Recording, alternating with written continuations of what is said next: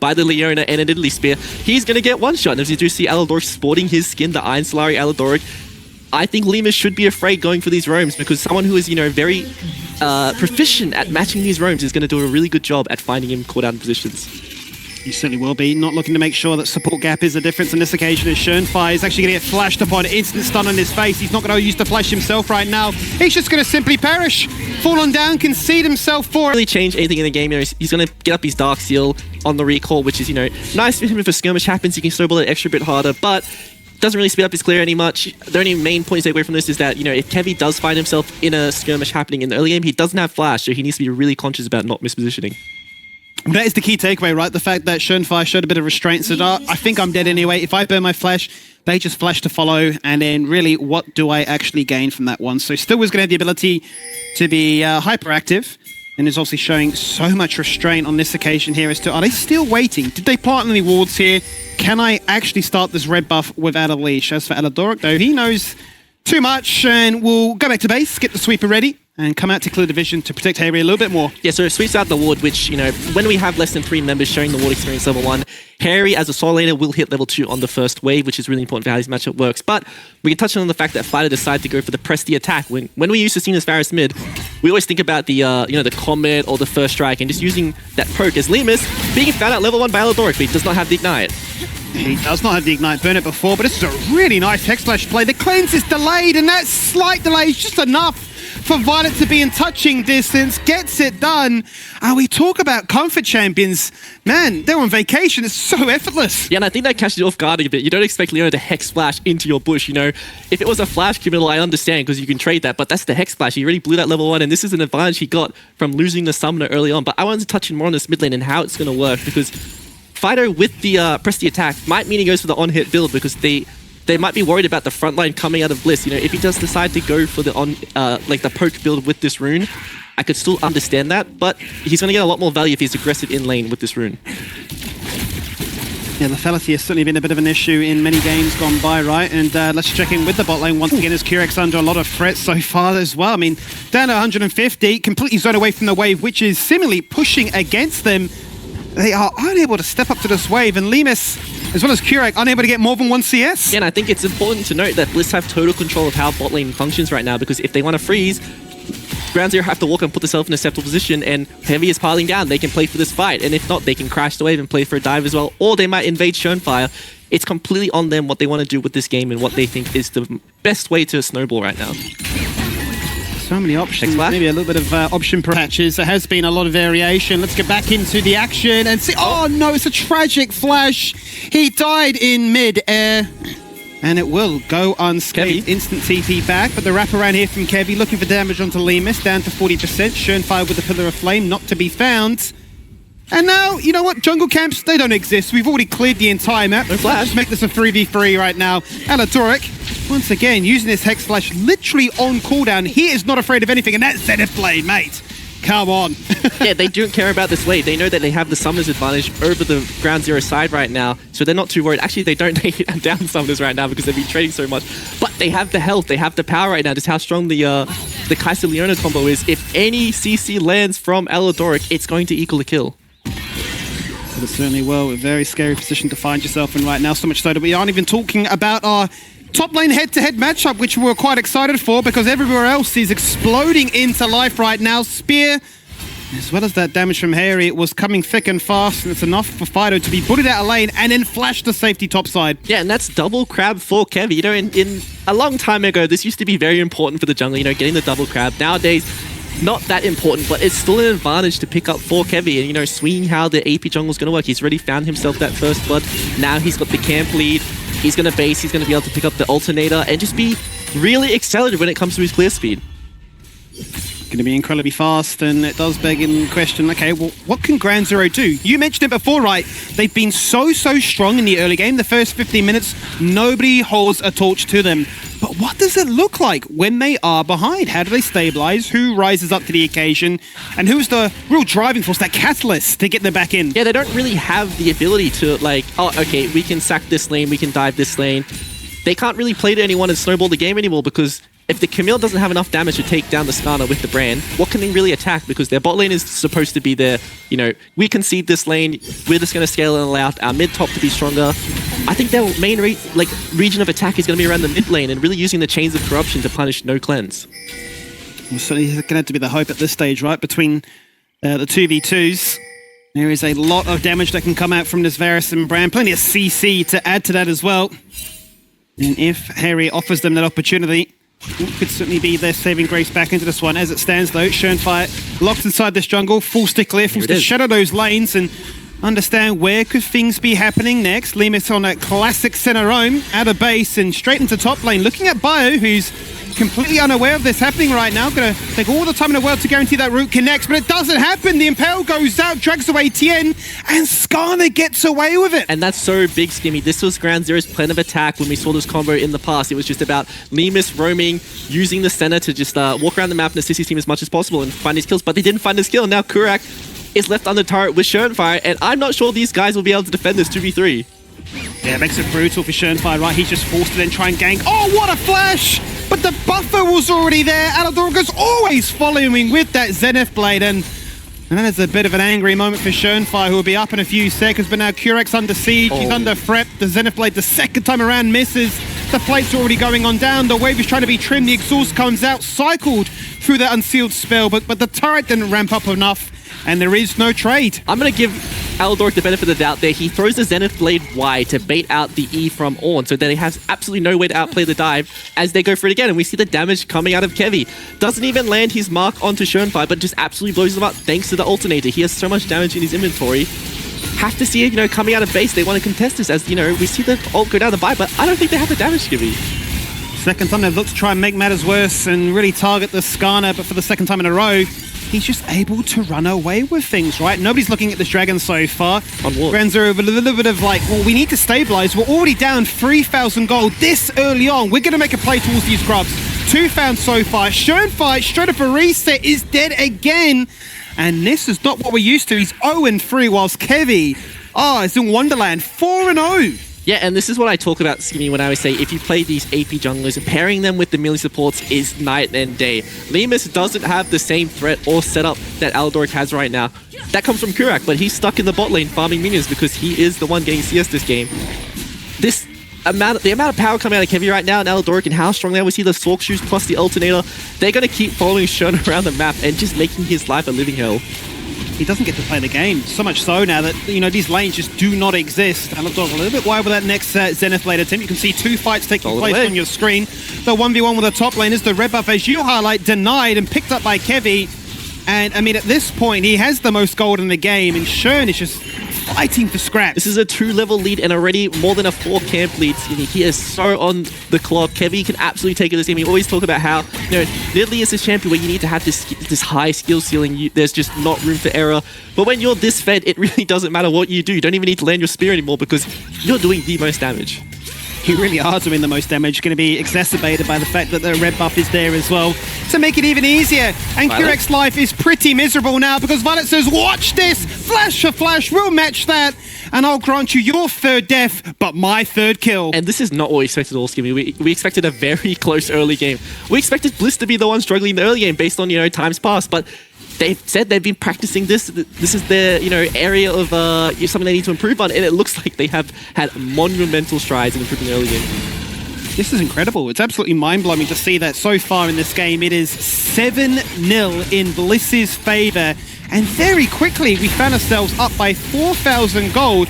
And you're really struggling to find a lane or a way to get back into this one. You talk about the fact that Tien needs time. All those bans, bear in mind, were committed to make sure that he could get ahead. He's the only one now, alongside Fido, that is yet to really be involved in anything. Yeah, and we see Fido going for the Murderers, going for the triple dagger, so I can probably see the angle of him rushing like Wit's End because he believes, there's so much AP damage coming out of the trio in Kevy, Harry, and Alidoric that he can go for that Wit's End, get the tenacity, and just be someone who can frontline for his team in a semi sort of way. But we see the Dragon Fight happening, Skimmy, and I think if the Bliss members arrive here, this is something they want to take. Kurek's already committed in, and he's overextended as a result of that one. Alidor not going to find the engage he's after. Is he overextended as a result? I think they may just leave him to his own devices and say, that's a sacrifice we're willing to make. You can have the dragon, and you can have one little straggler on this occasion. We're not willing to throw it all away. So Nice little opportunity for Ground Zero to... I would give it to this team that they are experienced in this scenario because, you know, the only thing we see as the viewers is the stage games, but there are a lot of scrims happening behind the scenes, and I assume you Ground Zero has not been winning 100% of their scrims. They have been put in positions, especially against Bliss, where they are behind in scrims, so they are experienced in playing from behind. It's not just a foreign thing where they're the best team in the league and they don't know what losing is like. They are used to being in this scenario, so they know what needs to be done.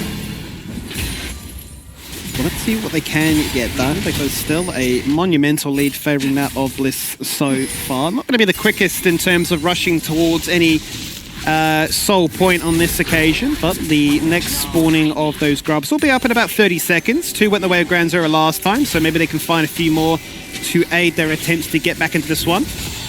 We'll have to wait and see, because Kevy and Eladoric are linking up beautifully, as is usually expected from them. And it has so much actually forced out a bit of a lane flip. Yeah, and this is a good way to be to attack the fact that Tien is on the Camille and he's going to be the side lane who gets ahead. Be proactive about your lane swaps. Make sure you're always putting your bot lane on the objective, or even follow his Camille around, because Bio got the wave in. He's going to be able to get a free plate with his time as the bot lane. We see Eldor trading flashes, but he might fall down to Showfire here. Really nice flash though from Lemus. The root doesn't connect, but I don't think it really matters right now because he's under threat from literally the entirety of Ground Zero. They all come together as a 5-man unit. And for the second time in a row, look to take down Eladoric. I think Bliss might be happy with this trade because they got a grub, so they were able to deny Ground Zero getting as many as possible. Kevy steals away another one, but Correct doesn't have the ult yet to punish it. We see both solo laners from here. We see Violet ulting out the turret onto Fido actually, so he's trying to be aggressive on the weak side. Ooh, does Violet survive on this occasion? Nope, you can't outplay that one. Point and click, lock him inside the cage, and Tien takes him down. But all the meanwhile, it was Harry freely pushing in mid lane, and then the same could be said for Biopan, who managed to find the first turret of the game. As Kevy now, with the assistance of that teleporting way, rocks up and says, you know what, I've had enough of this PvE gameplay. Get me on the fold, boys. Yeah, we see Bio pick up the bot turret in its entirety, so he's going to be the big winner from this entire trade. A lot of gold going to him, but Tien does manage to find 2 kills, so he picks up his Triforce. He's now online. He can start, playing for these side lanes if he wants to. We always have to be conscious about where the bot lane of Bliss is moving around, because this is their main point of attack. Their main engage is Eladoric, so if we just keep eyes on him, wherever he goes, we'll see action happening. We certainly will do, and whilst he won't have the most gold in the game, as is to be expected of a support, but he's certainly linking up with somebody that does, and that is Kevy right now. You can see 4 Bliss members leading the charts as to having the most gold in the game so far. Only Fido second to none, as in goes Schoenfire saying, I need to claw my way back into this game somehow, and maybe an invade is the ticket I just need. He thinks it's enough, and with the protection of Tien pushing in that wave, I think he may have been right, but he's forced to burn the flash and nearly dies again to Kevy pouncing. Yeah, it just feels like everywhere Shern goes, there's just a member on Bliss ready to pounce on him. Quite literally, Skivvy. So it's something to be concerned about when, your solo AP threat just can't really get the resources he needs to. We look at the inventories of both junglers. It's monumental, the difference in the inventories right now, Skivvy. It really is, yeah. It's components versus full items into nearly more at this stage, right? Lichbane with the Dark Seal. How many stacks does he have on that one? Let's just double check. 7 stacks, so basically an item and a bit more. And look, we do joke about the execution, and ease of execution shouldn't really be too hard on us, but this Nidalee is putting on a bit of a performance so far. Yeah, definitely. I think we have seen Kevy in the past play this champion, but not as well as he is playing it right now, and I think that's thanks to this comp that they've drafted. Doesn't really have synergy with the Hui in mid lane, doesn't really work that well with Skarner into Camille, so he's, put a lot of tension into bot lane, and he's snowballed thanks to that. And he certainly has, because that's where we found all the action so far. 7 kills between those two, as Bio in that bot lane right now is under threat. You mentioned that the Skarner should have a relatively okay time in dealing with this one. Really nice Hextech ultimatum, but it's not enough! You can see the tilt in the camera, visible frustration there by Tien, and that's a massive win for Bio. Beautifully played by Bio there. A lot of people would miss what he did. He used his E at the last second to stun Tien on the wall, which means he's Q2, the true damage that he needs to kill Bio.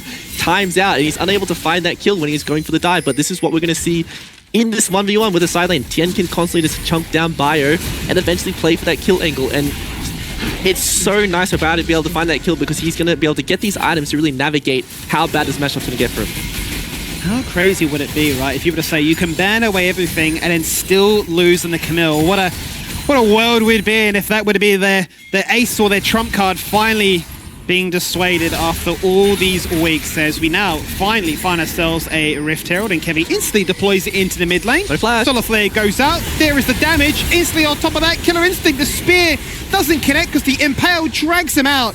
And for Schönfire, look, we know you're fantastic at Brand, but for this game, it's just not hit. I think that was blind, Skimmy. I think they had lingering vision on Schön from the blue ward near the blue buff, but I believe that ult was blind. Finds the CC onto Schön, he doesn't have flash, and it's such easy follow-up. This is what I'm talking about with the Kai'Sa ultimate. They have these kill angles that are just so hard to avoid when you're playing these immobile champions. Yeah, so difficult to navigate this, right? So much mobility between the ultimate of the Kai'Sa and the ability for the Hui to hit you from a million miles off screen, and Bio just to come out of a wall somewhere. And you figured, how is that possible? Let's see it from the replay. Yeah, he had vision, Skimmy, so he's not as good as I thought he was. But still an easy kill there in the end, even committing the Impale to guarantee the kill, because there's not a lot happening on the map right now. You know, the objectives are down, so it's completely fine to commit as many ults as you need, because you can just go back to farming, wait till the cooldowns come back up, and play aggressive again. I think it's I think it's nice to look at Fire's inventory right now, because he has recognized that, okay, there's so much, you know, AP damage coming from this team right now, so he's going for this very tanky on-hit Varus build. The damage he does won't really be there right now, and I think that he might lose out in 1v1 to a lot of the strong side laners coming out of Bliss if Violet does want to match him, but he is going to be a very tanky champion. Let's see what he can do if a fight were to break out, and this one yet again is there to favor that of Bliss. Kurak is the second one on the chopping block and very quickly falls on down. Violet gets it done. He's now 5-1-3, only to be outdone by his jungler who's 5-0-3, and together, them combined, they are a wrecking ball. Yeah, this trio of Bliss is just doing so much on the map. It's really hard for Ground Zero to walk in river to try to get any vision, because everywhere they go, there's a solar flare, there's Hui poke, there's a spear, there's just so much damage they need to avoid, or CC that comes out of this team. As we do go into the replay, you know, Schön hits the plant. He feels safe. He only sees Aldoric right now, but he just doesn't really have his team. You see, like, Bliss engage and ignore Kurak completely. You know, Violet tanks up the entire Ornn combat, but there's just not enough damage there, especially with the Nilly heal coming out of Kevy right now. Yeah, that's frustration, right? You're thinking this is meant to be your farming Ornn that should be super accelerated, but it just didn't materialize from the bot lane, right? It's 0-4 now, really rough 10 of events. And for an 80 carry, just to say, yeah, you can hit me. I have flash, but I don't even want to burn it. That's got to hurt. Yeah, definitely it hurts. But, you know, when we look at the game state right now, there is a big gold lead for Bliss, and I think there is majority in the mid trio. I think when we look at the side lanes right now, it will favor Ground Zero. I think that the Varus and the Camille in the individual 1v1s are going to be pretty happy with how they push. But we see Fido sitting in the mid lane, you know, sharing the experience with Lemus. Lemus is going to get the... really no signs of slowing this trio down. Yeah, and, you know, we get to look in on the play cams as well during the pause, and we're seeing still a lot of smiles, a lot of laughs coming out of the Ground Zero side. So they're not too worried about the game state right now. It is pretty bad for them based on like how strong Team Bliss will get with these items that keep coming into their inventories. We see the Rage Blade stuff of Violet, which means he is going for that on-hit AP build. So there might be a bit of concern with a lot of damage share coming out of the Bliss side. We see the 3 AP members, and, you know, does this mean that if enough magic resist comes out of Tien, comes out of Fighter, that they just won't have the damage? Does that warrant the need to pick up a Hex Drinker, for example? Let's see if that's a real consideration here, if they will just continue to optimize towards as much damage as possible just to try and really, at least, if they do fall down, at least they go swinging, as we do finally get back into the flow of things. Fast approaching 20 minutes into this game here, Tally. Up by 6,000 gold nearly is Team Bliss. Very much in a comfortable position. 10 stacks of that Dark Seal are there. And you do wonder if Kevy, still deathless, is thinking maybe this is a game for Magi's. Yeah, definitely. I think there's always a book angle when you have the ability to, you know, purchase that 10 stack Magi. I think the item itself is not bad when you die, because you get 4 stacks every kill. So it fills up very quickly, and one team fight can mean you hit critical mass straight away. But really nice to see Blizzard grouping up now, because the Baron is spawning in the next 30 seconds, so they want to break the map open. Let's see what they can get accomplished, and as a result of this one, Viper baiting the entire team stun-locked by that ability for a crab to be in a bush.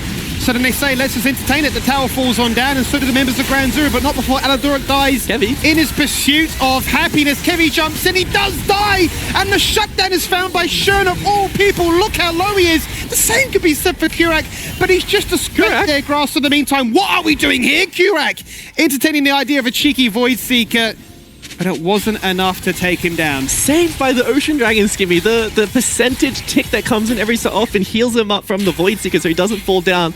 But But that fight was really well played by Bio. Look at him on the side, just zoning off members, you know, creating as much space as possible for his team. We see Alador completely blow up Lemus with only Harry's poke, so it's just completely taken out of the fight.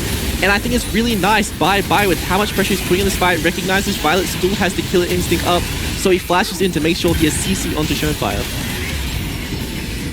Really well done. Really, really well done. Completely zoned out the Camille for as long as he certainly could warrant. And look, I'm loving it. The fact that we are seeing more and more of the Skarner getting played and getting shown that, you know, in top lane it's viable and that in the right hands, it can certainly wrestle with the best. Even if all the counters are there and denied, it doesn't ultimately matter. Let's see then if this does actually convert into any kind of Baron pressure. This is simple enough for somebody like Kevy to say, yep, straight to the dragon, and maybe it was a good idea that he didn't convert that Dark Seal because he was the first one to fall. It's definitely a good idea that he didn't convert that one, Skimmy. But that didn't feel like a 6,000 gold lead in the team fight, did it, Skimmy? Because that felt a lot more even, and Ground Zero had a really good job. And I think in these front-to-back scenarios, when this Varus is doing damage, when, you know, Brain is able to spread his pass as much as possible, it's not going to be so one-sided. And even though Kevy is really strong, it's very hard for him to play his team fights when he doesn't have access to the Zonyas and he can finally pounce in on that spear. But we see Harry might be caught by Fido here. Let's see then what happens between these two mid laners in that outright 1v1. The shield, the healing, the damage is just not enough to compare with that of the Varus. He's got the Wit's End as well as those Merc Treads, so he's got that resistance, and he really did shrug off a lot of the damage that Harry had to go on through. Second shutdown and back-to-back found by the brand. Exactly what Shern needs.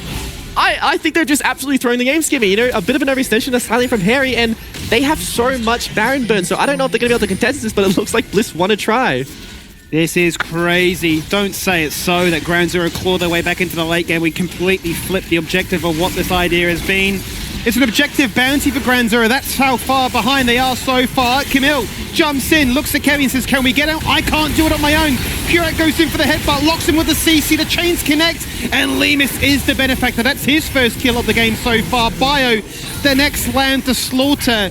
And it really is as simple as that. Ground Zero straight to Baron. They're going back to Baron, but Skimmy, they don't have their turn tools once again. If Bliss want to go for the contest again with the Hui poke, it might be a lot easier than it was the first time around. Let's see what they can do. Alador needs to offer them some vision first and foremost, and then check in how low is this Baron. Already getting closer and closer to smite range. He's going to commit. He's going to jump in. The objective bounty has been claimed. He's buying as much time as he can afford to allow the respawns of Harry and Violet to go crazy with it. He jumps into the pit, does Violet, an absolute madman. But he overestimated the damage from that Hui ultimate. It wasn't the despair that they were hoping for. Now he's kiting and padding and hoping to get somebody next. That next rotation of cooldowns just simply weren't enough. And only one Baron buff is removed. And this Varus looks so strong, Skimmy. The build we were talking about, he is so tanky. He can do so much damage in these fights because of how tanky he is. We saw, you know, Ground Zero don't even care about the Baron. They turn off straight away. They know Kevy's the target. Doesn't have access to the Zonya's net, so he's so easy to lock up. CC chained, easy pick up for Ground Zero on this fight. And there just wasn't, the respawn time is coming out in time. You know, Violet is still dead when they're walking back to the Baron. So with the DPS coming out of the Brand, coming out of the Varus right now, that's an easy pickup for them. Very easy pickup and a much needed one to really make sure they have some fighting chance back here in game one. And so much so now that with that, they've actually got the Goldie for the first time. Yeah, that's a big swing, Skimmy, because that was almost 6,000 to 7,000 gold disadvantage. So like, what a Baron power play that we're not even seeing yet. We're seeing the gold lead happen before, you know, they've really picked up the major objectives. What are Bliss going to do to counteract this Baron, though? Do they want to be engaging? Because they still have the tools, they still have the damage to be able to absolutely blow up this team. So they're not out of the game whatsoever. They're going to pick up these major items, and I think that, you know, now that we're on an even playing field, it's really exciting to see what these teams are going to do. And it certainly is. Now we've entered that mid to late game territory, and this is when both teams should certainly be feeling a fair bit comfortable because they've done this time and time again. A few rookies amongst it, but overall, these are experts that have played this game for countless years and have done it at the highest heights imaginable. So let's see what they can do here. Down in the domestic league, that Zenith Blaze so close to connecting. Out of position, Skimmy. But have they baited them just enough? Because the cavalry has arrived. The focus is to look towards Kurak, who does miss that Call of the Forge God. Doesn't matter in the end, though. It's going to be Aladoric that gets locked in place by the Camille ultimate, but he's going to overextend himself as a result. And then 2 kills get answered back nice and swiftly. Bio hunting for the Impale. Only going to find one, but he'll be happy with that because they've finally taken resolved by that point. And as we say, we are back into the action. So a nice quick one in that.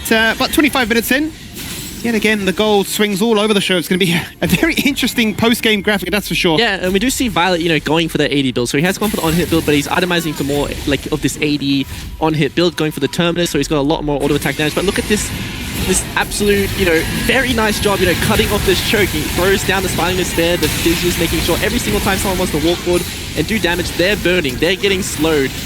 Every single time you overextend, it's just so hard to get out, and it's just really nice this chase down when the front line goes down from ground zero. The amount of power this comp from Bliss has. It's just too much stage, right? It really is brutal. But both teams have shown that these gold leads at the best of times can be a little bit fake, and to claw back from what was fast approaching 7,000, Ground Zero have done a fantastic job to get back to a very even game. Get the Baron on top of that was certainly the icing on the cake. But their next challenge will be to potentially deny this next dragon. That would put Team Bliss on a official point. But quick stock check of what's up and available. They could say, yeah, well, we have flashes for, Lemus as well as Zerd and Tien, but is that enough? Yeah, and we see that they've committed 5 members to one side of the map. They don't have the power to be able to dive the base right now, which means Tien is getting alone time with these Inventories. He's picking up more items. You already see the Hex strength in his inventory, and I think when he picks up this more, it could mean critical mass for these team fights. We aren't seeing many pen items coming out of the Bliss side. We see the Blighting Jewel from Harry, but no Void Staffs yet. No pen items for Kevy, so this damage can be ignored as we just keep seeing more magic resils built by Fido. That was your concern, right? And during the what happens if you get too, it can't just beat against. The ornaments are now starting to come on through. First of all, found to buff up Fido, who's just ticked over to level 16. So max ranks in that ultimate. Going to be very happy to use that one off cooldown and a very low cooldown at just that. But the trade was really the fact that Bliss went for the Drake and Tien was able to freely split push the tower topside. Yeah, and we get to see, no objectives up for a while. Baron's in 1.5 minutes. We see Bio on the side, but I think he might be too tanky for Tien to take down by himself, and that's why they're committing the TP, but look at the map, Skinny. Everyone's coming. They certainly are. Bio needs to buy as much time as he possibly can so far, playing a little bit of cat and mouse to, okay, which way am I going? Stun into the wall, buying more time. So much so that not only is Violet and Alador rocking up the show, but also Wei. He's TPing in, the fight breaks out, the TP from Ground Zero is too little too late, it's too far back, and the rest of Ground Zero disconnected. Tien jumps in with a last-ditch effort. Can we kill Kevy? And yes, we can, but I will have to pay the ultimate price of falling down as a result of this one. Kurak will get that shutdown in the end. They will finally take down Violet, and this is a very bloody affair, and in the end it looks like Ground Zero will have the HP advantage. Lemus is full HP, the Pillar of Flame connects, and Shern will find his third of the game, and everybody says top lane is the place to be. But how broken is Brand Skimmy? He is 2-8 and he is doing so much damage in these team fights. I think it might be because, he's into the bit that they're kind of ignoring him a bit more than they should be. They're trying to dive past him, but going to this replay, this is really, really well played by Bai. He buys so much time, he gets the CC onto Fido, does so much damage, but, the main thing, finds the Impale onto Fido, which means Violet can come in with the killer instinct.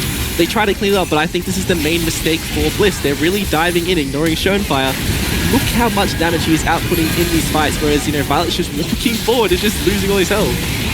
But he certainly is, and especially when they're grouped up and clumped like you can see in this replay here. It's just the absolute best case scenario for a brand, right? You're just easily hitting the conflagrate, the burn is spreading, and your passive is amplified by your itemization with the Leandries and that Black Fire Torch. He's going to be the one to receive that second ornament upgrade. The Warmogs only to be found by Kurak so far. Aladoric unable to have the same level of Liberty just yet. Center route not to connect.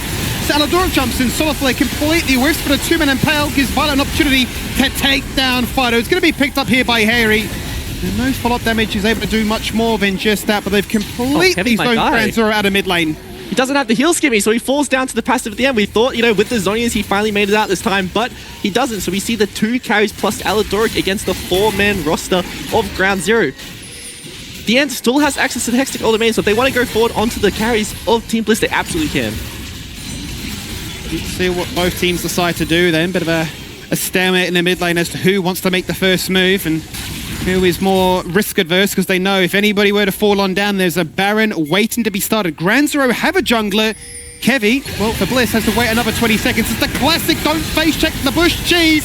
Aladoric jumps in, tries to deny that call of the Forge God, and now Violet has to go absolutely ultraviolet mode. He'll find one, pops the Dawning Shadow, has to face tank Gurak, but then flashes and still gets stunned up by the Ornn. Absolute travesty here. It's only Biopen from the Dream right now. In a 1v3, what can the Crab get done?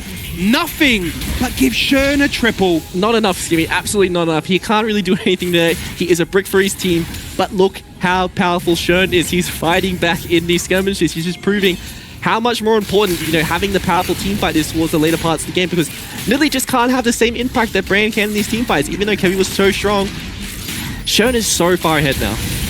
He certainly is. I mean, I forget what his scoreline was at the start of the game. Something along the lines of like 0-5, 0-4. To come back to a near net positive KDA is unimaginable. Absolute Titan mentality. Yeah, and look at these fights, Skimmy. Every single time we see Fido going down first, thanks to like really nice lockdown coming out of Bio. But it doesn't matter. Even though he's falling down, Shern's doing so much damage. We thought Kevin would be okay here with the Zhonyas that he got off, but, Shern, very nice ult on the exit there. So Kevin falls down to the double burn plus the Brand passive. Doesn't have access to the heal. Yeah, it feels really, really bad. The Zhonya's obviously fantastic for these fights, but if the fight goes on a little bit too long, the Brand stocks just go up and up and up. Nice little blast cone there to try and buy some time, but as he gets snapped right back in by the Hextech ultimatum, Gurak is there to lock him up again. He goes golden, he now becomes grey, and a double kill is found here by Lemus. And this is getting a little bit scary now, because for all the early game strengths, it's actually Ground Zero now that are getting themselves a 6 to 7k lead. Yeah, and like the scaling department of Ground Zero has come online. Lemus, very unsung hero this game, having a very quiet performance, but he is so strong right now. Have to get a stack check-in on him. The ornaments are coming through from Gurak, the magic resist is coming through from multiple members, and we do have 137 souls, so he's almost on the clock for having, perfect souls to center. Can't ask for much more than that from the established AD carry player. Be put in a position to be a pseudo support, but still output those levels. Gonna be very happy if this game goes later and later. Let's see then what Ground Zero can do with their second pickup of the Baron. They've broken the base, and they are looking straight at this mid inhibitor. It's getting low, down to 10%, but they're unwilling to overcommit at this stage. You can see Fido prepping a wave in the bot lane for them to turn their attention towards next. Whilst Tien continues to group up with a team, and now Biopen thinks maybe this is my time to shine. Maybe this is our moment to jump on in. Doesn't go for the Impale just yet. Hits it now, but it's just a little bit too short. He's gonna die because the CC is there to punish. And Tien says, without the Skarner, it's easy pickings for me now. Straight into the backline. Locks down Harry. Violet. That flash, it means nothing. Violet says, it's time to shine again. Can I hit that late game pop-up potential? The answer is no. And this is going to feel so bad for Bliss here, because Ground Zero are looking to end. Look at Tien's camera. He knows how badly this must feel for Bliss. The lead they had, regardless of their comp, should never mean a win for Ground Zero. Really, really well played by Ground Zero, and good fortitude to be able to stick this one out and scale it out. I think this series is going to mean there's something that has to change game 2, Skivvy. Absolutely does. I mean, this is such a game of two halves, right? If you tuned in and said, oh, 7k lead for Bliss, GG, I'll come back and look and see what happens in game number 2. Nope, you've missed an absolute banger here. Shernfire in particular, for me, an unsung hero, to be that far behind, to be that targeted from first blood all the way up to what was a very disastrous start by his standards, and then to bring him back.